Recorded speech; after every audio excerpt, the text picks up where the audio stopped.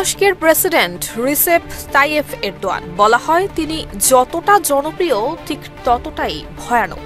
কোনো দেশের পাশে এরদোয়ানের অবস্থান পাল্টে দিতে পারে পাশার দান। এবার ফিলিস্তিন ইস্যুতে ঘুম ভাঙল এই নেতার। ইসরায়েলকে শিক্ষা দিতে এবার বেশ শক্ত অবস্থানই তুরস্কের প্রেসিডেন্ট। ইসরায়েলকে সন্ত্রাসবাদ এবং গণহত্যাকারী আখ্যা দিয়ে এরদোয়ান দাবি করেছেন গাজায় এখনো পর্যন্ত 50,800-র বেশি মানুষ নিহত হয়েছে, যাদের মধ্যে নারী, শিশু এবং সাংবাদিকরাও রয়েছে। তিনি বলেন, এটা যদি বর্বরতা না হয় তাহলে বর্বরতা কাকে বলে? ইসরায়েলকে একটি সন্ত্রাসী রাষ্ট্র হিসেবে আখ্যা দেন এরদোয়ান। তিনি বলেন, গাজায় হামলার বিরুদ্ধে নীরবতা মানে এই অপরাধে অংশীদার হওয়া। আন্তর্জাতিক আইন এবং মানবাধিকারের সুস্পষ্ট লঙ্ঘন হিসেবেই তিনি ইসরায়েলের আচরণকে গণহত্যা হিসেবে বর্ণনা করে বলেন, দেশ জুড়ে তোলপাড় ওয়ালটন ফ্রিজ কিনে আপনিও হয়ে যেতে পারেন মিলেনিয়ার।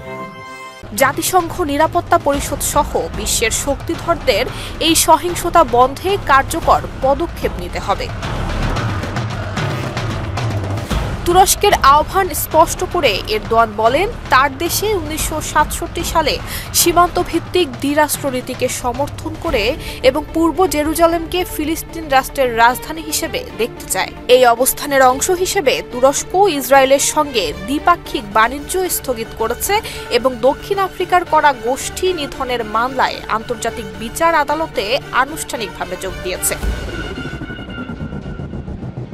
এরদোয়ান সিরিয়া প্রসঙ্গে বলেন, ইসরায়েল সেখানে সাম্প্রদায়িক এবং জাতিগত বিভাজন সৃষ্টি করে অস্থিতিশীলতা তৈরি করেছে। তিনি অভিযোগ করেন, ইসরায়েল সিরিয়ার সংখ্যালঘুদের লক্ষ্য করে তাদের বিরুদ্ধে ষড়যন্ত্র করছে, যা গোটা অঞ্চলে শান্তি এবং নিরাপত্তাকে বিপন্ন করছে।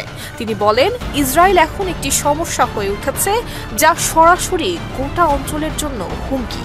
এরদোয়ানের এমন বক্তব্য আন্তর্জাতিক সম্পর্ক এবং মধ্যপ্রাচ্যের স্থিতিশীলতার জন্য গুরুত্বপূর্ণ একটি বার্তা প্রদান করছে বলে ধারণা বিশ্লেষকদের। নুসরাত জাহান মেহেক, ঢাকা পোস্ট।